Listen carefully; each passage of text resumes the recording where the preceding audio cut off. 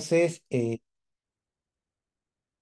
muy bien, los puntos que vamos a hablar es un poco conocer lo que es autoinmunidad en general, las pruebas que existen para poder evaluar este grupo de enfermedades, la importancia que tiene este biomarcador, que vamos a ver que son los autoanticuerpos, y básicamente hablar de del punto de vista laboratorio, las pruebas que tenemos para poder identificar tanto enfermedades como artritis reumatoidea y la más frecuente que sería el lupus eritematoso sistémico. Aquí hablaremos un poco de lo que son anticuerpos antinucleares, que considero que es de todo este grupo de pruebas, de todo este grupo de anticuerpos, es una de las más solicitadas y es necesario que conozcan por lo menos los principios básicos de la interpretación de esta prueba, ¿no? Y finalmente terminamos con los anticuerpos. El panel de anticuerpos específicos, llamado antiguamente antígenos nucleares extractables, ¿no? Ok, entonces, ¿qué es autoinmunidad, no? Autoinmunidad es una condición en la cual el huésped organiza una respuesta inmune contra lo propio. O sea, su nombre mismo lo dice, autoinmunidad. Voy a reaccionar contra estructuras propias. Aquí hay que tener un concepto claro para poder interpretar las pruebas, es que la autoinmunidad, todos tenemos un estado de autoinmunidad basal, no confundir con una enfermedad autoinmune. Muchas de estas reacciones de autoinmunidad, si queremos llamarlo de esta manera, no genera algún tipo de problema, si queremos llamarlo así, y son simplemente reacciones o procesos que se van a dar en este organismo. Cuando esta manifestación no controlada de esta reacción autoinmune genera síntomas, generan signos, o sea, estamos hablando de manifestaciones clínicas, a esto se habla de una enfermedad autoinmune. Entonces, un estado de autoinmunidad más los síntomas o los signos, estamos hablando de una enfermedad autoinmune. Estoy seguro que esto han visto en la parte de lo que es inmunología, lo que es la tolerancia inmunológica, y cuando esto se rompe, pues genera una serie de eventos y dentro de esto podemos sumarle ya la manifestación clínica para hablar de lo que son las enfermedades autoinmunes. Entonces, la primera pregunta que tenemos sería, ¿a quién le da una enfermedad autoinmune? ¿Qué personas tienen enfermedad autoinmune? ¿O por qué le da a una persona enfermedad autoinmune? Pues realmente la respuesta a estas preguntas aún no se tiene claro a quién le va a dar una enfermedad autoinmune. Una de las mejores propuestas o como hipótesis es lo que se llama o el postulado de lo que es el mosaico de autoinmunidad.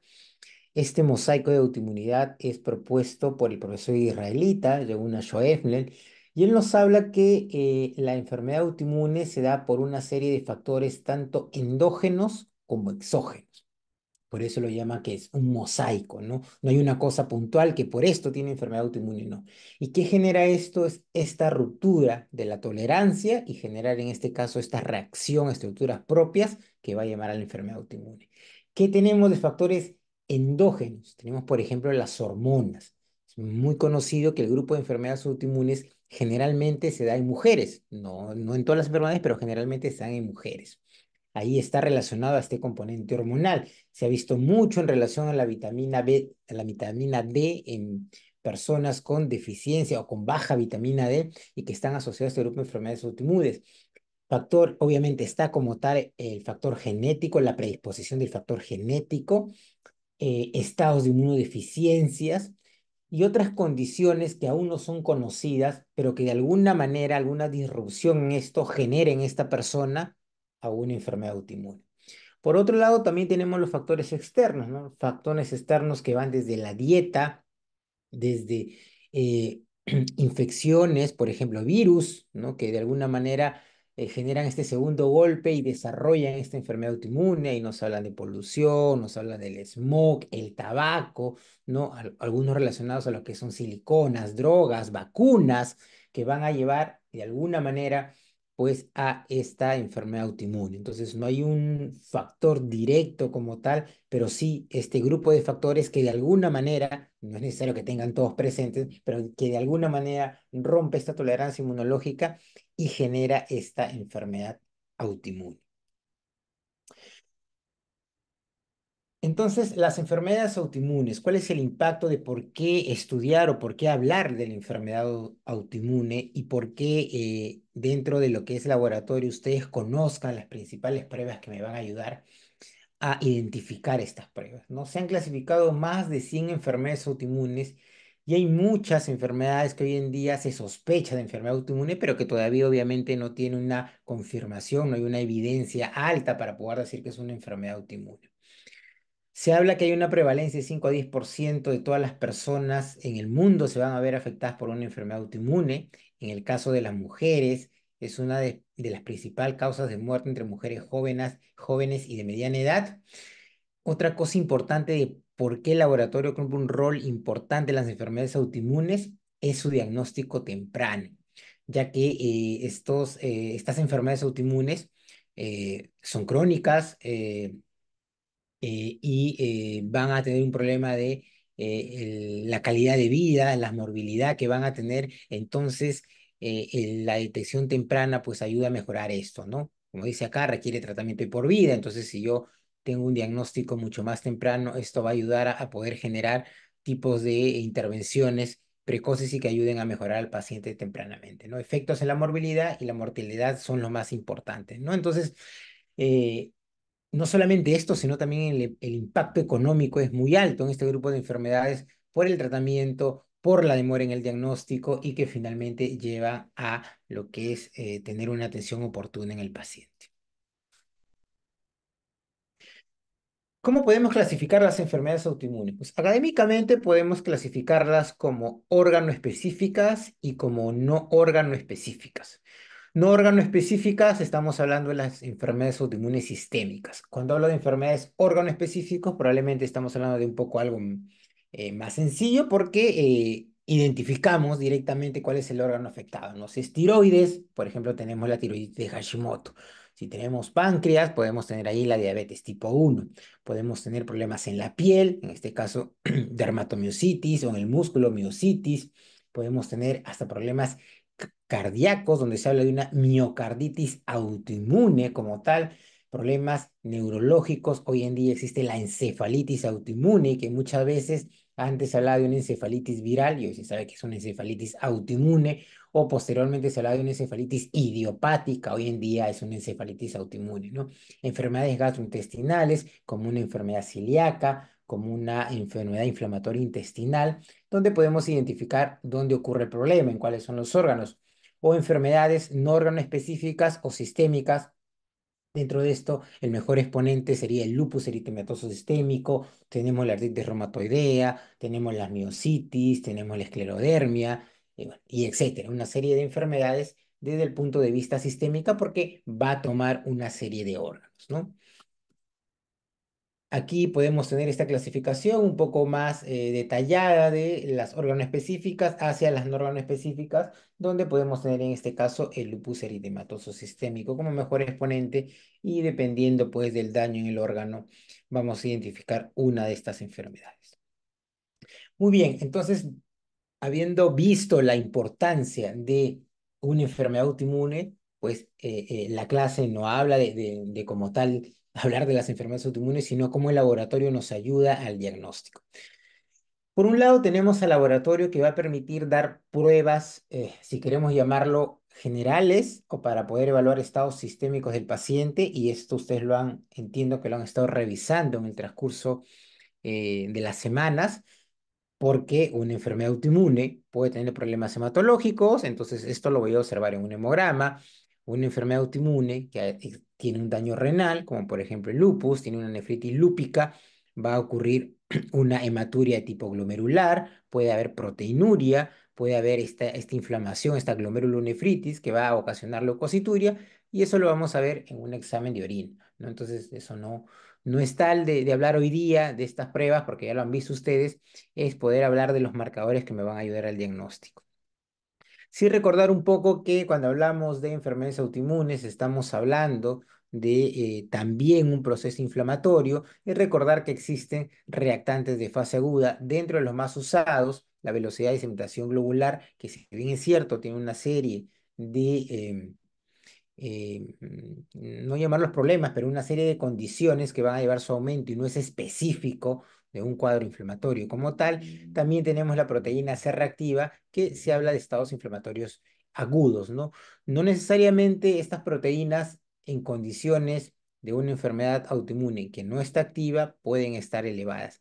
Generalmente vamos a encontrar elevación de la BCG, en algunos casos también elevación de la proteína C reactiva, pero su ausencia de elevación no me descarta algún problema en relación a la enfermedad autoinmune. Por eso es importante conocer cuál es la enfermedad autoinmune y cuál es la fisiopatología.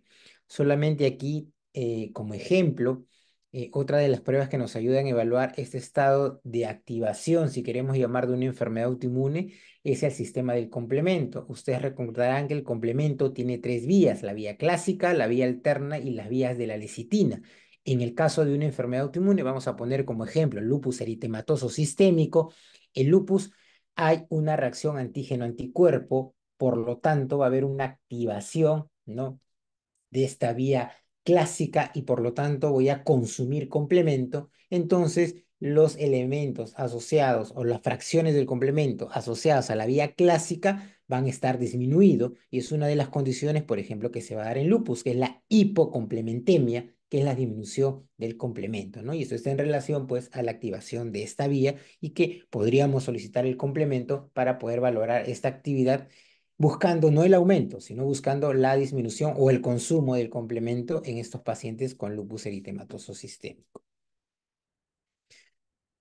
También no está usado hoy en día como tal, como una prueba, pero a lo mejor lo pueden encontrar, es hablar de electroforesis de proteínas. La electroforesis de proteínas, a lo mejor lo han visto en otra clase, lo que permite es separar las fracciones proteicas, las proteínas en suero, a través de fracciones que son la albúmina, alfa 1, alfa 2, beta 1, beta 2 y la fracción gamma. Esta electroforesis va a tener alteraciones en sus fracciones dependiendo de los problemas. Como es una enfermedad autoinmune es un proceso crónico. Al ser un proceso crónico, voy a tener, como habíamos mencionado, algunos marcadores de reactante de fase aguda que podrían elevarse y estos van a estar en la fracción alfa 2. Por eso que vemos ahí la fracción alfa 2 un poco elevada si comparamos con la normal.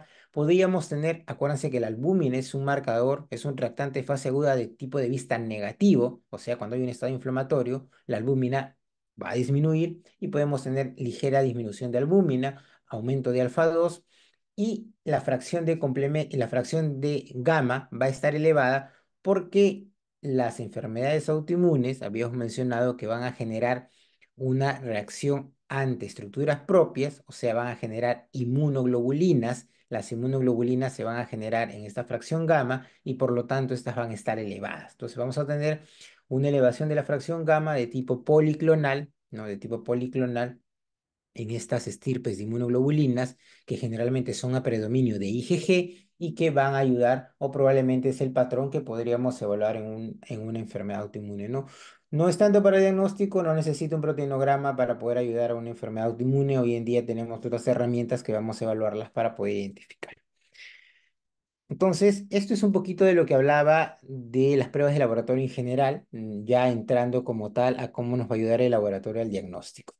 Entonces, es muy frecuente hablar de las enfermedades infecciosas con una línea de tiempo. Esta diapositiva probablemente nos indica la mejor forma de evaluar una enfermedad autoinmune a través de una línea de tiempo, ¿no? Desde un estado sano, el estado de autoinmunidad que les mencionaba como tal, ya cuando existe una enfermedad autoinmune, y luego pues las alteraciones con esta enfermedad autoinmune, tanto con respecto a recaídas o a problemas ya por el estado de presencia de una enfermedad autoinmune.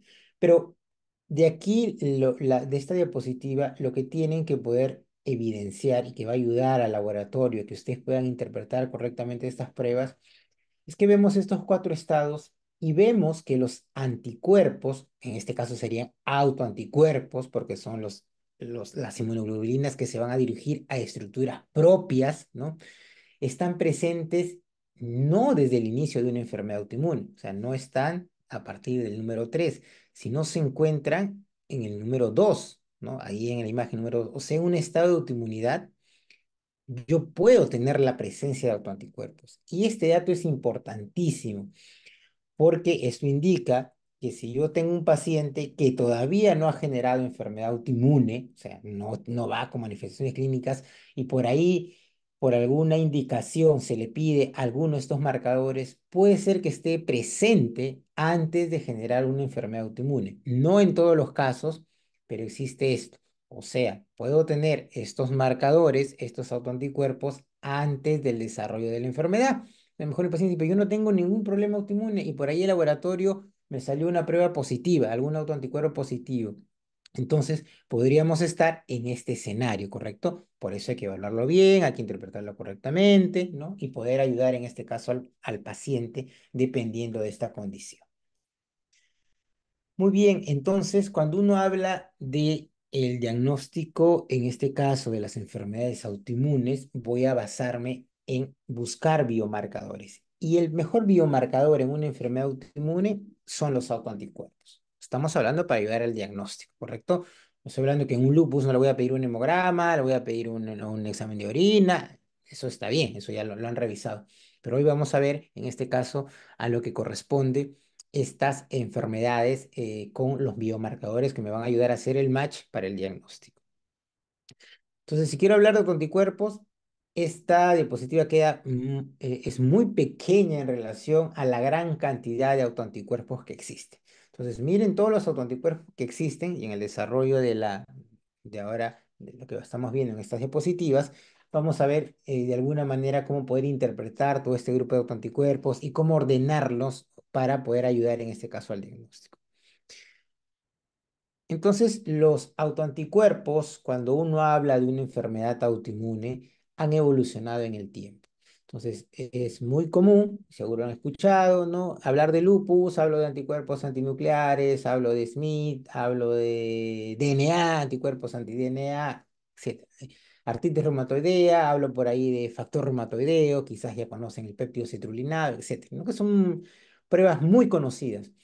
Pero esto de autoanticuerpos va un poco más allá en el tiempo y eso es lo que ustedes obviamente se van a enfrentar cuando terminen la carrera y no puede ser que todavía utilicen pruebas de hace 60 o 70 años atrás, cuando hoy en día podemos detectar nuevos marcadores y que me ayuden a cerrar esta brecha en el diagnóstico, ¿no? Entonces, ahí solamente para mencionar algunos ejemplos de enfermedades, ¿no? De diabetes autoinmune, anticuerpos como el anti-GAT, de encefalitis límbica, o encefalitis autoinmune que les mencionaba, el anticuerpo anti-MDR, son anticuerpos que hoy en día podemos solicitarlos y nos pueden ayudar a identificar un diagnóstico en el paciente, ¿no?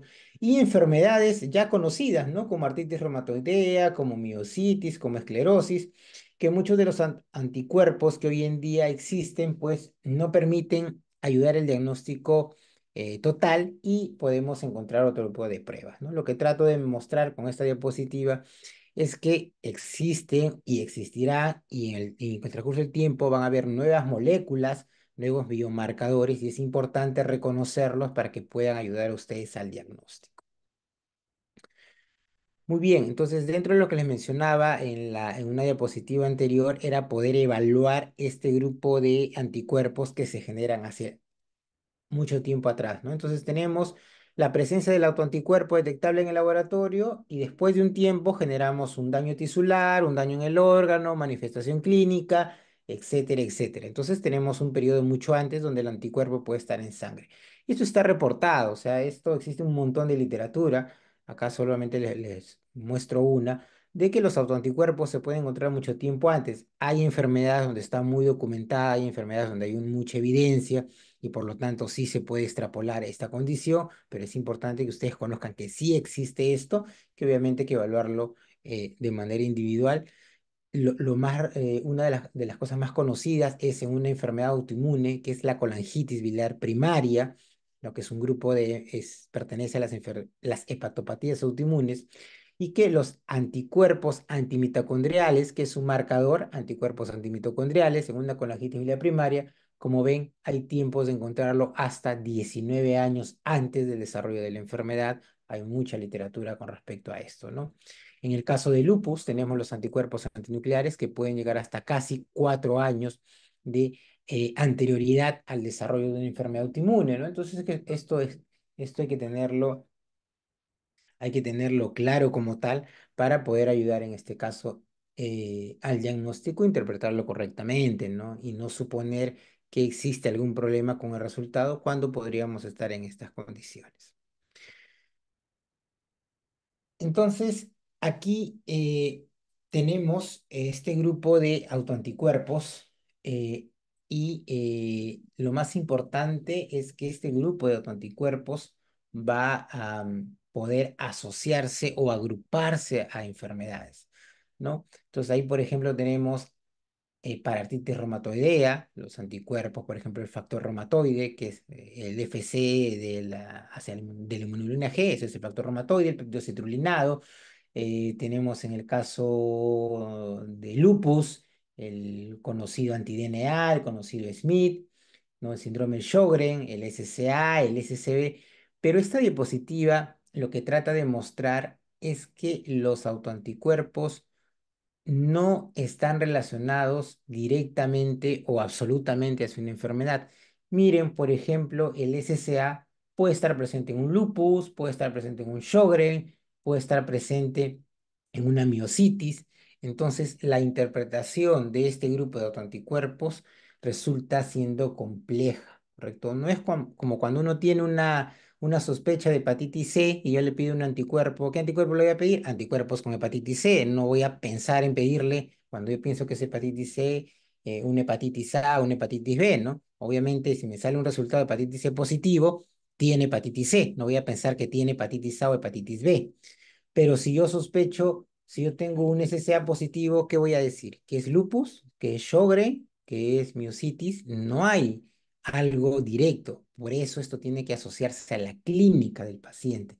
Tiene que tener una interpretación correcta para que ustedes puedan ayudar al diagnóstico, ¿correcto? Entonces, es un grupo de pruebas que permite o tiene que generar esta interpretación con, obviamente, la probabilidad clínica que ustedes han tenido con el paciente y para eso hacer el match. Unos minutos, por favor.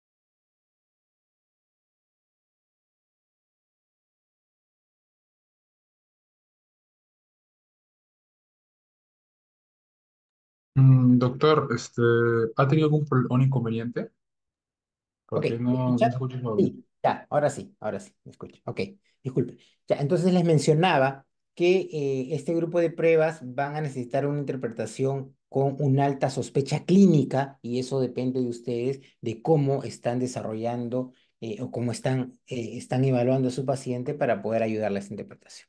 Entonces, este grupo de anticuerpos, el laboratorio los mide a través de una serie de técnicas. No es la intención que ustedes conozcan qué significa cada metodología, cómo se realiza, pero la intención es que ustedes conozcan que existen muchas técnicas en el laboratorio para poder identificar ese anticuerpo que ustedes han seleccionado que les va a ayudar al diagnóstico y que por lo tanto, al existir diversas técnicas, podemos tener alguna discrepancia con los resultados. Lo que sí deben conocer es que cuando ustedes elijan la prueba que van a hacer, el ANA, el DNA, el SMIT, el SCA, lo que fuera, tienen que conocer que a lo mejor existe una técnica que es la gold estándar, es una técnica que es la recomendada y hacia eso deben dirigirse, ¿correcto?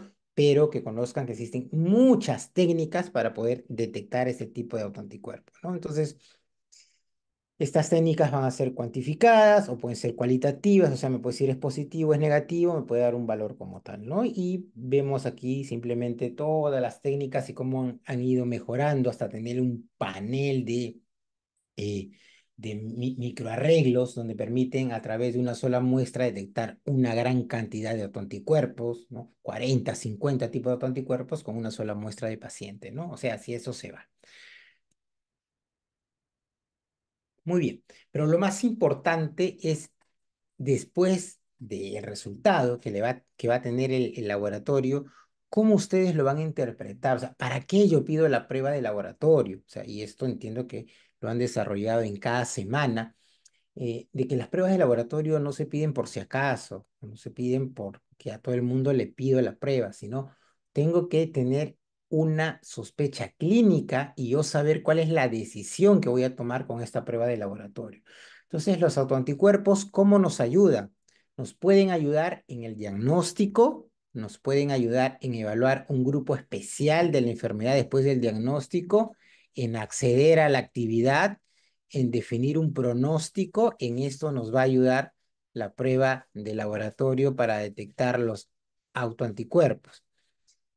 Entonces, para poder evaluar este grupo de pruebas, de que son los autoanticuerpos, yo tengo que conocer cuál de estas cuatro condiciones es la que me va a ayudar. No todos los autoanticuerpos me ayudan en estas cuatro condiciones, ¿correcto? O sea, no es que yo pido un anticuerpo y me dice, me va a ayudar para el diagnóstico, me va a ayudar para acceder a la enfermedad, me dice que cuando está presente tiene un mal pronóstico y con esto me dice que el órgano dañado es el riñón. No, hay anticuerpos que solamente van a ayudar al diagnóstico y por lo tanto, si ya tengo el diagnóstico, ya no tengo por qué pedirlo. A veces piden pruebas de laboratorio cada 3, 4 meses, pero si esa prueba de autoanticuerpos solo me servía para el diagnóstico, el valor, el número, si está alto, si está bajo, no me indica nada, o sea, no me indica si el paciente ha mejorado o ha empeorado. Entonces, eso tienen que tenerlo claro, de ustedes piden el autoanticuerpo para evaluar qué, ¿no? Entonces, aquí tengo un ejemplo de lo que les mencionaba, de cómo poder evaluar estos autoanticuerpos dependiendo de la condición. Tengo un paciente en el cual yo sospecho lupus, ¿no? Clínicamente, ustedes evaluaron, sospecho de mi paciente que es lupus. Entonces, si le pido DNA al paciente, le pido DNA, ahí están los métodos que se existen para el DNA, inmunofluorescencia, ELISA, etcétera. Le dije que eso no es de prioridad que conozcan en qué consiste cada método. ¿Y me ayuda el diagnóstico? Sí, tengo una sensibilidad hasta de 75% para el diagnóstico, con una especificidad muy alta, mayor al 90% para el diagnóstico. Entonces, el DNA, en el contexto de lupus, porque yo clínicamente sospecho que es lupus, me va a ayudar al diagnóstico. La otra pregunta que estaba en la diapositiva anterior era si permitía un subgrupo especial de los pacientes. ¿Permite un subgrupo especial? Sí, algunos dicen pues que con el DNA, cuando el DNA está positivo, lamentablemente hay un problema renal, hay un daño renal y hablamos de nefropatía lúpica. Correcto. La otra pregunta era, ¿nos ayuda el pronóstico? Sí, algunos dicen que por tener ese problema renal, sí hay un mal pronóstico en el paciente. ¿Y me ayuda la actividad? Sí, me ayuda la actividad. Entonces, si me ayuda la actividad, ¿qué quiero decir? Si tengo mi paciente con lupus, el médico internista, el reumatólogo, le va a pedir el DNA para monitorizar al paciente, porque si mi DNA está alto, es que está activo, inicio tratamiento, si comienza a bajar, está bien el tratamiento, o luego aumenta y estoy hablando de una caída o una activación. Entonces el DNA sí me sirve y me responde estas cuatro preguntas y las puedo usar de cualquiera de estas maneras. El mismo contexto, lupus eritematoso, y optan por pedirle el SMIT, ¿no? El SMIT. Ahí están las pruebas. ¿Me ayuda para el diagnóstico? Sí, me ayuda para el diagnóstico, con una sensibilidad menor, pero con una especificidad bastante alta. ¿Su grupo especial de la enfermedad? No, aunque algunos hablan por ahí que sí se asocia al problema renal. Pronóstico tampoco y actividad tampoco. O sea, si yo tengo un paciente con lupus, no le voy a pedir el SMIT y para ver cuánto ha subido el SMIT, cuánto ha disminuido el SMIT, porque el SMIT no se asocia con actividad en lupus eritematoso sistémico, ¿correcto? Entonces, va más allá de simplemente pedir los anticuerpos anti-DNA o anticuerpos anti-SMIT y me ayuda el diagnóstico, sí, pues porque solamente estamos hablando en esta parte. Ambos me ayudan al diagnóstico, sí, y ahí está la respuesta de por qué están en los criterios, ¿no? de clasificación en lupus, pero tiene otras utilidades, ¿no? Entonces, ustedes cuando pidan un autoanticuerpo tienen que solicitarlo para poder evaluar qué es lo que quieren, ustedes qué están buscando en el paciente y a eso se va o solicitan la prueba. Es lo mismo que se realiza para otro tipo de pruebas en el laboratorio que ustedes puedan evaluar cuál es la decisión clínica. Muy bien, entonces entramos ya a ver estas dos enfermedades, que es artritis reumatoidea donde hay un daño en las articulaciones, ¿no? Por un proceso inflamatorio crónico y hay una mayor cantidad de prevalencia en lo que son las mujeres, ¿no? ¿Qué nos da el laboratorio para evaluar la artritis reumatoidea? Hasta el día de hoy se tiene estos criterios clasificatorios para artritis reumatoidea. Solamente acá, claro, tanto para artritis como para lupus, que estos criterios ustedes encuentran, lo han buscado, son criterios de clasificación. No confundir con criterios diagnósticos. El diagnóstico lo hacen directamente con el paciente y con su evaluación clínica y con el resultado del laboratorio. Estos criterios son de clasificación y es cierto, me pueden ayudar para clasificar a un paciente, pero el hecho de que estos no cumplan no ayuda, no significa que no va a realizar un diagnóstico. Probablemente esto ya sea más del médico internista, del reumatólogo, que va a permitir evaluar en mucho mayor profundidad este diagnóstico, ¿no? Entonces, ¿qué herramientas tenemos para el diagnóstico la ayuda al diagnóstico de artritis reumatoidea? Hoy en día, desde el punto de vista del laboratorio, tenemos dentro de la parte serológica el factor reumatoide y el péptido citrulinado, ¿correcto? Y el péptido citrulinado. El péptido citrulinado que aquí está como ACPA, ¿no? Como ACPA, que es disciplinado, y el factor reumatoide, y que le van a dar un punto si es negativo 0, si uno está en valor bajo 2, y si está en valor alto 3. Entonces, péptido citrulinado ya no se puede decir que es una prueba nueva, no, es una prueba que ya tiene más de 15 años, creo que yo diría hasta 20 años, entonces por lo tanto es una prueba que se debe solicitar de todas maneras para evaluar una artritis reumatoidea. Y dentro de reactantes de fase aguda, que habíamos mencionado al inicio de la presentación, está la proteína C reactiva y la velocidad de sedimentación globular, dando 0 y un punto dependiendo de la alteración que van a tener, ¿no? Entonces, el laboratorio nos ofrece el factor reumatoide y el péptido citrulinado.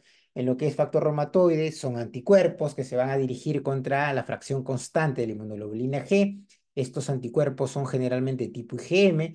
Antiguamente se utilizaban pruebas como el Wallace-Ross o como la aglutinación. O sea, en textos pueden encontrar, en textos un poco antiguos, este tipo de pruebas. Hoy en día se realiza a través de técnicas automatizadas por metodologías como turbidimetría, pero que me van a dar un valor, un número, un dato numérico, si es que lo quieren evaluar mucho mejor y que va a ayudar en este caso al diagnóstico, ¿no? Lo importante del factor reumatoideo y que ustedes deben llevarse después de esta clase es que el factor reumatoideo no significa artritis reumatoide. Tengo un factor reumatoide positivo, no puedo decir que mi paciente tiene AR. Miren todas las condiciones que tengo con factor reumatoide positivo. Enfermedades autoinmunes, sí. Aparte de AR, lupus, esclerosis, enfermedad mixta, Sjögren y hay un listado más grande. Otras enfermedades que no son autoinmunes, infecciones virales, parasitarias, infecciones bacterianas crónicas, neoplasias, estados de hiperglobulinemia, aumento de inmunoglobulinas, y hay más, es un listado mucho mayor de todas las condiciones que tienen factor reumatoide positivo. Entonces, deben salir aquí que un factor reumatoide positivo no significa que tiene artritis reumatoide. Por eso que tengo que tener mi parte clínica muy alta, mi sospecha clínica muy alta, para poder, con un resultado recién de factor reumatoide, poder evaluar que sí tiene AR. Lo que ocurre es que el paciente viene por algún estado inflamatorio, etcétera, mejor le duele solamente una rodilla, algo, le piden factor reumatoide, sale positivo, ¿y ahora qué es? No hicieron bien la parte clínica, ¿no? Para poder evaluar en este caso el diagnóstico, ¿no? O utilizar otros marcadores que me van a dar una mayor especificidad, ¿no? Y el que tiene hoy en día una mejor especificidad, yo diría, es un marcador dentro de lo que mencionamos en las primeras diapositivas, de que hay marcadores que se encuentran antes del inicio de la enfermedad. El péptido citrullinado es uno de ellos, se encuentra mucho antes en una artritis reumatoidea, es un marcador de AR en estados iniciales, ¿no? Y que tiene un valor predictivo positivo muy alto. Cuando está negativo no me descarta R, pero cuando está positivo es un valor muy, muy alto para el diagnóstico de R, y yo consideraría el mejor marcador en este caso para R hasta el día de hoy. Y aquí está por lo menos un comparativo, ¿no? Entre el factor reumatoide y los péptidos citrulinados, tanto en sensibilidad, especificidad, lo que detecta, los métodos de detección, pero básicamente en la parte clínica ambas se asocian a una mala progresión, una enfermedad erosiva y lamentablemente a un peor pronóstico en estos pacientes que tienen ya estos marcadores positivos, ¿no? Muy bien, y entramos a lo que es el lupus eritematoso para hablar de lo que son los anticuerpos antinucleares, ¿no? Entonces, el lupus eritematoso sistémico es una enfermedad de amplio espectro, como la mayoría de enfermedades, está en mayor prevalencia en las mujeres.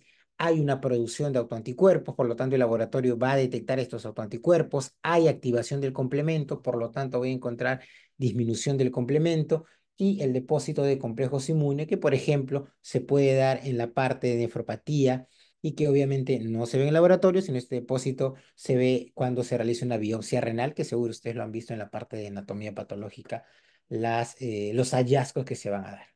Entonces, dentro de los criterios clasificatorios, hoy en día, estos criterios para lupus han cambiado. Hoy en día los criterios desde el 2019 inician con una prueba de laboratorio.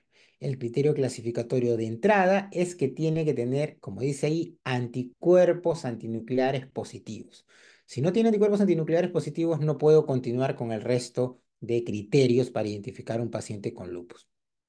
Correcto, vuelvo a lo mismo, son criterios clasificatorios, no son criterios diagnósticos. Si alguien ha leído un poco más, van a encontrar que hay unos no están de acuerdo en esto porque hay lupus, entre comillas, con ANA negativo y estaría excluido, etcétera, etcétera. Por eso que se evalúa al paciente directamente, pero para ordenarnos toda por la EULAR, que es la Sociedad eh, Europea de Reumatología, y también avalada por la ACR, que es la Sociedad Americana de Reumatología, consideran y proponen estos criterios clasificatorios. Entonces nos ordenamos y nos ayuda a poder tener anticuerpos antinucleares positivos, ¿no? Como dice ahí, este, va a asociarse a los anticuerpos antinucleares con un valor de 1 en 80, ¿correcto? Valor de 1 en 80, ahí nos ponen ese dato ya 1 en 80, ¿no? Ahorita vamos a ver qué significa eso.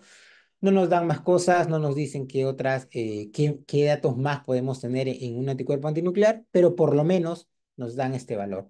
Y luego pasamos a criterios tanto clínico y criterios de tipo de vista inmunológicos, que para el caso que nos importa ahora, estamos hablando de las pruebas de laboratorio. Tenemos criterios inmunológicos como cardiolipinas, tenemos complemento disminuido, como ya les había mencionado por qué, y anticuerpos específicos para lupus, DNA y Smith, que también lo habíamos visto en el ejemplo, ¿no? Entonces, son parte de lo que se considera como criterios para ayudar en este caso a la clasificación de lupus, ¿no? Está de más decirles que es un cuadro sistémico, hay una alteración de una serie de órganos y por lo tanto si tengo alterado mi riñón voy a pedir pruebas renales, voy a pedir una función, una depuración de creatinina para ver cómo está el riñón. Hay una anemia hemolítica, ya han visto ustedes seguro en la parte de hemograma que voy a encontrar una anemia hemolítica, qué pruebas voy a solicitar, y entonces ya ven relación a otro grupo de pruebas asociado al daño como tal, ¿no? Entonces, la detección de estos marcadores, sobre todo de los autoanticuerpos, como se puede evidenciar aquí, los autoanticuerpos van a ser importantes porque en la generación o la disminución de estos autoanticuerpos se va a poder evaluar el daño que va a tener y en relación a la actividad de la enfermedad, ¿no? Desde eh, un avance en la enfermedad, una historia natural sin inicio del tratamiento y obviamente con el inicio y con las estrategias que se permiten mejorar, obviamente para tener un menor daño, o lo que queremos es no dañar el órgano, por ejemplo, no dañar en este caso el riñón, para poder tener una mejor evolución en nuestro paciente. Y entonces aquí la prueba más usada, la prueba más reconocida, la que seguro han escuchado, son los llamados anticuerpos antinucleares. Estos anticuerpos antinucleares ¿no?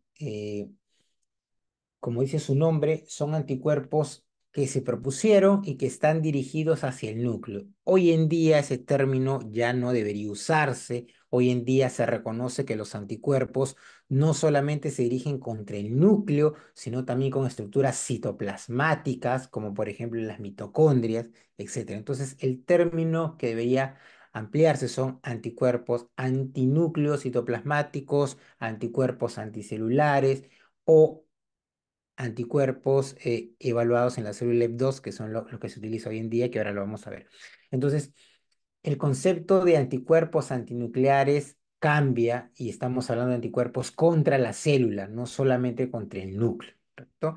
Pero es conocido que cuando se habla de ANA, estamos hablando de este grupo de pruebas. Y estos anticuerpos antinucleares, como la mayoría de estos biomarcadores, es muy importante la evaluación clínica. Y aquí, por ejemplo, en esta publicación, nos dicen que los anticuerpos antinucleares, se evalúa desde los años 50, bueno, hasta el 2022, un par de años, de cómo ha ido la evolución en que esta prueba de anticuerpos antinucleares era solicitada antes. Antes esta prueba era muy especial, era muy em, em, solamente solicitada por algunas especialidades, por ejemplo, reumatología, inmunología, como se ve en esta diapositiva. Pero con el tiempo, lamentablemente, esta prueba es solicitada hasta en el primer nivel de atención. Entonces, esto se ve reflejado en la parte gris, que es la probabilidad pretest. ¿Por qué? Porque si yo tengo una probabilidad pretest muy alta, o sea, si tengo un especialista, una persona entrenada, que realmente ha evaluado bien al paciente y considera que tiene una enfermedad autoinmune, le pide los anticuerpos antinucleares. Y si estos anticuerpos antinucleares salen positivos, pues me ayuda al diagnóstico. Pero si yo le pido al paciente simplemente porque viene con fiebre o simplemente con un dolor muscular, le pido ANA sin haber hecho una evaluación mayor, pues si el ANA me sale positivo, significa que tiene una enfermedad autoinmune. No, porque los anticuerpos antinucleares pueden estar en otras condiciones benignas, no es específica de una enfermedad autoinmune. Entonces, esto lamentablemente se ha visto con el tiempo que esta probabilidad pretest ha disminuido por el uso indiscriminado o la solicitud indiscriminada de los anticuerpos antinucleares cuando esta prueba no debería utilizarse solamente cuando se tiene una alta sospecha de una enfermedad autoinmune. Para que puedan evaluar que los anticuerpos antinucleares se pueden encontrar en trastornos, alteraciones inmunológicas transitorias, como infecciones, medicamentos, neoplasias, zonas sanas, pueden tener anticuerpos antinucleares. Entonces, los anticuerpos antinucleares no son exclusivos de una enfermedad autoinmune. Eso es otro concepto que tiene que llevarse claro. Aquí tenemos una serie eh, de prevalencia de anticuerpos antinucleares en personas sanas a través de varios estudios. Nosotros publicamos un estudio allá por el 2017 y nosotros encontramos una prevalencia de 10,7% de personas sanas y que va acorde a lo que se encuentra en otros países, ¿no? Se ha reportado de 6% hasta 20%. Hay una literatura un poco más actual que hablan de un 30% en personas sanas. Entonces, esto no está mal, sino es que se interpreta inadecuadamente. Hay muchas personas que tienen un ANA positivo y le dicen que tiene lupus, cuando no es así, ¿correcto? Cuando se solicitó inadecuadamente y se realiza una mala interpretación de la prueba de laboratorio, ¿correcto? Entonces, los anticuerpos antinucleares no están solamente en personas con enfermedad autoinmune, sino también en otras condiciones, ¿no? Y como les mencionaba, así como resto de pruebas, tenemos una serie de metodologías con ventajas y desventajas que no tienen que conocerla, pero sí conocer por qué esta prueba es importante. Tienen que conocer que el gol estándar hasta el día de hoy, dada por todas las directrices, por la ULAR, por el ACR, por todas las instituciones que ustedes conocen en lo que es Asociación de Enfermedades Autoinmunes, el gol estándar es la inmunofluorescencia indirecta. Entonces, se entiende que ustedes deberían pedir anticuerpos antinucleares por inmunofluorescencia indirecta. No quita que existan otras técnicas, sí, pero esto implicaría, pues, saber o conocer algunas desventajas como tal. Entonces, lo recomendable es por inmunofluorescencia indirecta y ahí va a lo que se realiza en laboratorio. En laboratorio se realiza la detección de los anticuerpos a través de un sustrato, que es la célula EP2, y que esto se marca y finalmente se lee en el microscopio y obtenemos una imagen como tal, ¿no? Ustedes no van a ver la imagen, pero sí van a tener el resultado en sus manos que le va a dar dos características. El resultado que van a tener en sus manos van a tener por un lado el patrón, por un lado el título. Siempre cuando ustedes pidan esta prueba por inmunofluorescencia indirecta, van a tener en su mano un resultado que les va a decir cuál es el patrón y cuál es el título. ¿Qué es el patrón? Es la imagen que el laboratorio ha visto, ¿no? Esta imagen que hemos visto aquí, bueno, que aquí está, y se va a reportar el patrón. El patrón, hoy en día hay 31 patrones y más, no es necesario que lo sepan exactamente cada uno de todos los patrones, pero sí que sepan dónde pueden encontrar su significancia. Ahorita lo vemos en una diapositiva más adelante. Y por otro lado es el título, que es el numerito que van a encontrar. Su resultado les puede decir homogéneo 1 en 80, homogéneo 1 en 160. Pero ¿qué es ese título? Ese título es las diluciones que se han realizado en el laboratorio, ¿no? Que comienzan en 1 en 80, 1 en 160, 320 y así sucesivamente.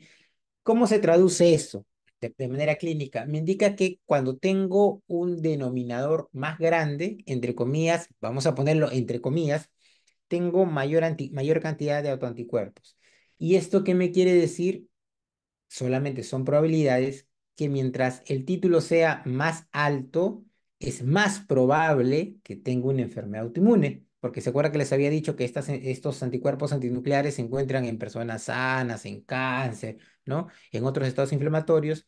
Entonces, cuando tengo un título más alto, es más probable que sí sea una enfermedad autoinmune. Es muy difícil, es menos probable, ojo, estoy hablando de probabilidades, de que una persona sana tenga un ANA con un título muy alto, ¿correcto? Entonces, eso me ayuda para que cuando ustedes tengan un resultado, poder evaluar. Tampoco estoy diciendo que una persona que realmente tenga lupus tiene que tener un título alto, ¿no? Puede tener un título bajo, ¿no? Pero obviamente, por eso es importante tener el cuadro clínico para ayudar al diagnóstico, ¿no?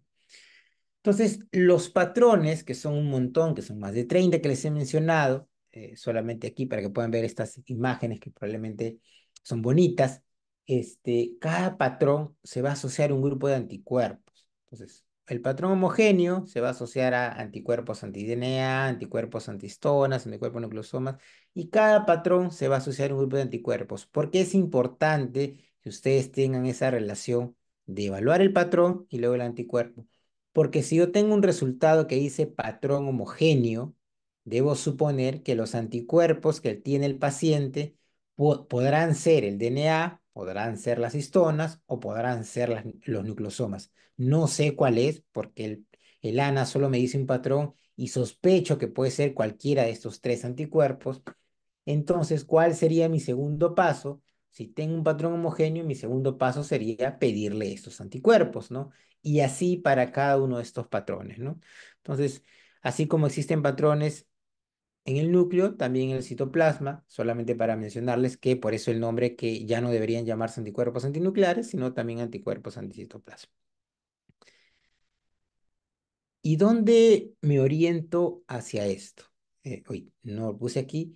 Esto está en una website que se llama Anapater. Ustedes pueden entrar, pues escriben Anapater en Google y entran a esta website. Y en la website aparecen todos los patrones que existen, ¿correcto? Por eso que no tienen que saberlo, pero cuando tienen el resultado del laboratorio, sí tienen que saber interpretarlo. Entonces, si me sale un homogéneo, entro a la web y me dice. ¿Qué me dice la web? ¿Cuáles son los antígenos asociados, ¿no? Y cuáles son las probables enfermedades, ¿no? Obviamente con el dato clínico que voy a tener. Entonces tengo el patrón que está ahí, tengo cuál es el antígeno, tengo que pedir cuál es el anticuerpo que me va a salir y finalmente lo asocio a la enfermedad, ¿correcto? Y aquí, por ejemplo, tenemos algunos de los patrones frecuentes que están en el lado izquierdo, los anticuerpos que se van a asociar a este patrón y finalmente las enfermedades. Como ven, no son líneas directas, sino estas se entremezclan, que va mucho a las primeras diapositivas que mostramos de que un anticuerpo no está directamente en una sola enfermedad, ¿correcto? Entonces acá no podemos buscar la parte absoluta con la detección de alguno de estos anticuerpos, ¿no? Entonces, dentro de lo que es lupus, eh, en los criterios está el anti-DNA, ¿no? Y el anti-DNA, por ejemplo, que está altamente usado en lupus, tiene una buena especificidad y que por eso están considerados en los criterios y también se asocia a la actividad de la enfermedad, como habíamos visto. Aquí se utiliza también una técnica de inmunofluorescencia, el sustrato es otro, pero me permite ayudar a la detección de estos anti-DNA. Y miren, el lupus todos los autoanticuerpos, bueno, en realidad estos son los principales autoanticuerpos que podemos evaluar en lupus y que me pueden ayudar en este caso, como les mencionaba, si me va a ayudar a la actividad y si va a asociarse a una parte clínica en especial, ¿no? Que eran básicamente las preguntas que vimos al inicio, ¿no? Si me ayuda el diagnóstico, si me ayuda la actividad, si me ayuda a evaluar un fenotipo especial, ¿no? Entonces, si por ejemplo tenemos histonas, tenemos nucleosomas, ribosomal, etcétera, ¿no? Por ejemplo, vamos a poner aquí el antiperribosomal. Antiperribosomal se asocia al lupus, 40% presente en paciente con lupus. ¿Me dice que está asociado a la actividad? No. Entonces yo solamente lo pido para evaluar el diagnóstico, no lo pido para poder evaluar una actividad y se asocia, del punto de vista clínico, se asocia a lupus con problemas neuropsiquiátricos, ¿correcto? Entonces es un marcador que me ayuda a identificar esto, ¿no? Esa es la utilidad de los anticuerpos, ¿no? Tengo un paciente con lupus, tiene un problema de tipo neurológico psiquiátrico y quiero asociarlo. Si es por el cuadro lúpico, le voy a pedir antiperribosomal porque me está ayudando. Entonces, lo que quiero que puedan evaluar es cómo ayudan los autoanticuerpos para poder identificar un poco más que solamente el diagnóstico y solamente contar cuántos anticuerpos tiene presente el paciente, ¿no? Y así podemos englobarlo en lupus, en nefritis, en trombosis, en lupus, en neonatal, en lupus con afectación del sistema nervioso, etc. Y terminamos con el otro concepto que son antígenos nucleares extractables. Esta prueba que es conocida como ENA, ¿no? ENA dice antígenos nucleares extractables. Hoy en día, pues, ya hemos visto que todos los antígenos no son nucleares, por lo tanto la prueba no debe llamarse antígenos nucleares, y hoy en día no se puede llamar extractables, porque hoy en día se utilizan técnicas recombinantes para llamar, entonces también es mal llamado antígenos nucleares extractables y solamente debería llamarse panel de autoanticuerpos o perfil de autoanticuerpos, si queremos llamarlo como tal, ¿no? Pero tradicionalmente se sigue llamando como perfil ENA o como ENA.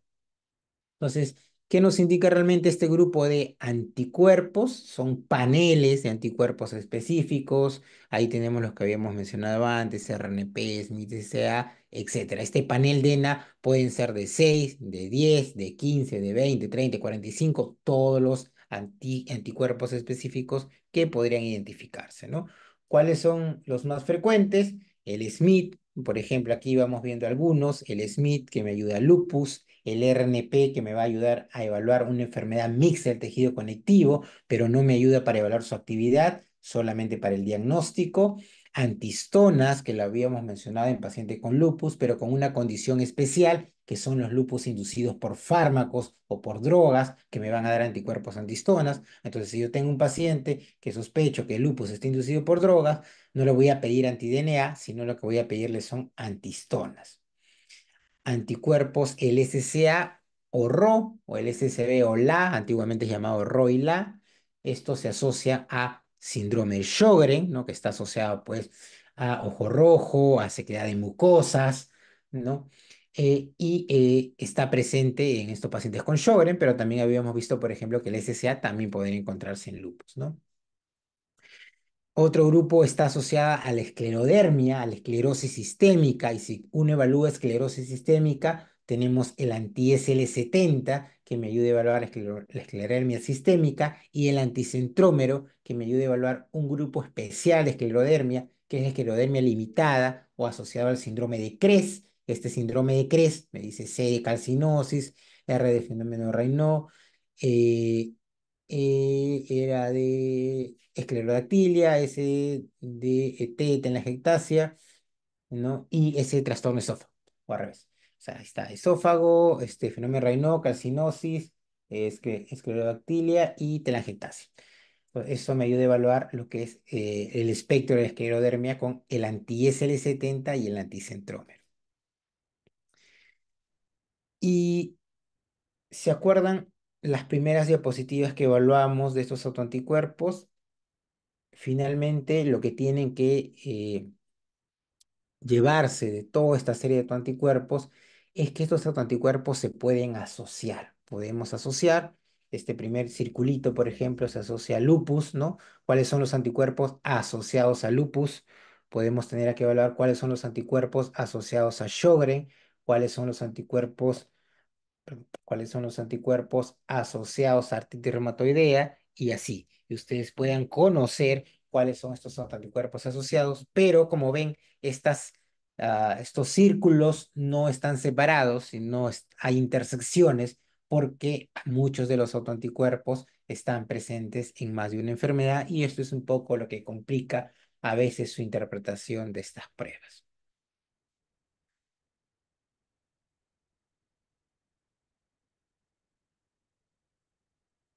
Ok, entonces, como mensajes finales, los autoanticuerpos tienen un valor importante como biomarcador de la enfermedad autoinmune. Ya hemos visto estos autoanticuerpos, su utilidad. Los autoanticuerpos pueden predecir a la enfermedad autoinmune. Algunos lo consideran este estadio de preautoinmunidad. Hemos visto algunos ejemplos que los anticuerpos pueden estar antes de las manifestaciones clínicas. Existen heterogeneidad en los ensayos para la detección de los anticuerpos. Les mencioné que había muchas metodologías. Tienen que tener en cuenta que existen muchas metodologías y que cuáles son probablemente las gold estándar. Vimos en el caso de anticuerpos antinucleares, que es la inmunofluorescencia.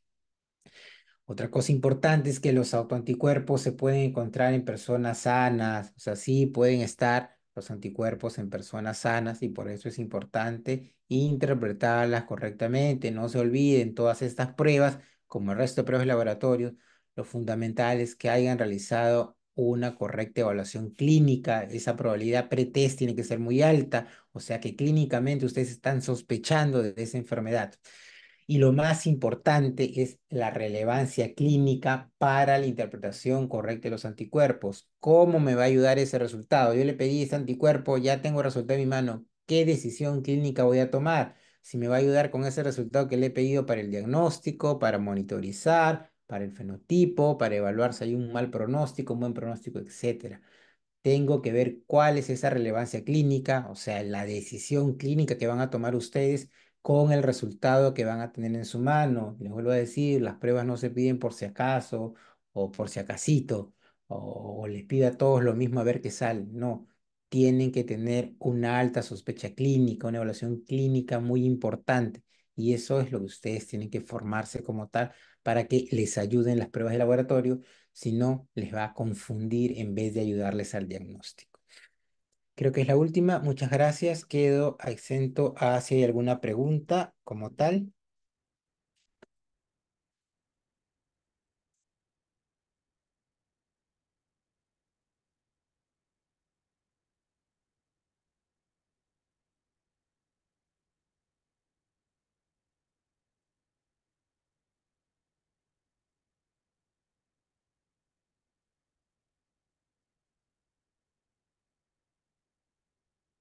¿Alguna pregunta? ¿Todo claro?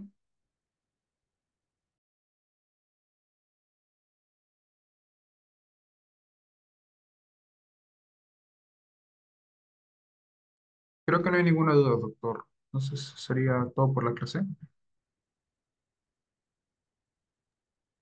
Ok, perfecto. Si no hay preguntas, muchas gracias. Te comparto la